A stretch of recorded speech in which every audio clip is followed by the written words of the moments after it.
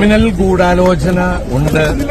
ആ ക്രിമിനൽ ഗൂഢാലോചന അന്വേഷിക്കണമെന്ന് പിന്നിൽ നടന്നിരിക്കുന്നത് ഒരു ക്രിമിനൽ ഗൂഢാലോചനയാണ്. ഈ ഒരു ഗൂഢാലോചനയ്ക്ക് പിന്നിൽ പ്രവർത്തിച്ചവരെ നിയമത്തിന് മുന്നിൽ കൊണ്ടുവരാൻ മഞ്ജു പറഞ്ഞിടത്തുനിന്നാണ് എനിക്കെതിരെയുള്ള ഗൂഢാലോചന ആരംഭിച്ചത്.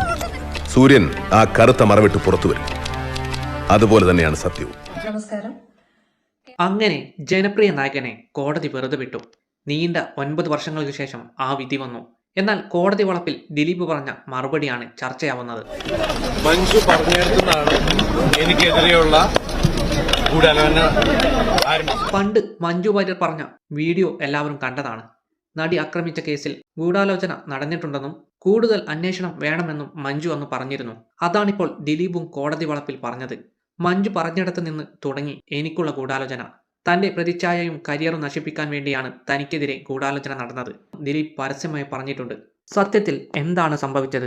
ദിലീപിന് കാവ്യമാധവനുമായുമുള്ള അവിഹിത ബന്ധം ആദ്യം അറിഞ്ഞത് അതിജീവിതയാണ്. അത് പിന്നീട് ഭാര്യ മഞ്ജുവിനെ അറിയിച്ചു. അതാണ് പ്രശ്നങ്ങൾക്ക് തുടക്കം കുറിച്ചതും. അങ്ങനെ ആ പക അക്രമത്തിലേക്ക് വഴിവെച്ചു എന്നായിരുന്നു പ്രോസിക്യൂഷന്റെ ആദ്യ വാദം. ഈ വാദം തെളിയിക്കാൻ പ്രോസിക്യൂഷൻ കാവ്യ ദിലീപ് ബന്ധം ആഴത്തിൽ പരിശോധിച്ചു. ഏറ്റവും ചർച്ചയായത് മഞ്ജു വാര്യരുടെ മൊഴിയാണ്. ദിലീപുമായുമുള്ള വിവാഹബന്ധം പിരിയാനുള്ള കാരണം മഞ്ജു പരസ്യമായി പറഞ്ഞിരുന്നില്ല. എന്നാൽ അതിജീവിതയുടെ കേസ് വന്നതോടെ വിഷയത്തെക്കുറിച്ച് കോടതിയിൽ മഞ്ജു വാര്യർ തുറന്നു സംസാരിച്ചു. ദിലീപുമായുമുള്ള കാവ്യയുടെ ബന്ധം കണ്ടുപിടിച്ചതിനെക്കുറിച്ചും തുടർന്നുണ്ടായ സംഭവ വികാസങ്ങളെക്കുറിച്ചുമെല്ലാം മഞ്ജു സംസാരിച്ചു. കേസിൽ നിലവിൽ ഈ വാദമൊന്നും ദിലീപിനെതിരെയുള്ള തെളിവായില്ല. എന്തായാലും ഇനി യുദ്ധം ദിലീപും മഞ്ജും തമ്മിലാവും. ശരിക്കും ആരാണ് ഗൂഢാലോചന നടത്തിയിട്ടുണ്ടാവുക? നിങ്ങളുടെ വിലയേറിയ അഭിപ്രായങ്ങൾ കമന്റുകളായി രേഖപ്പെടുത്തുക.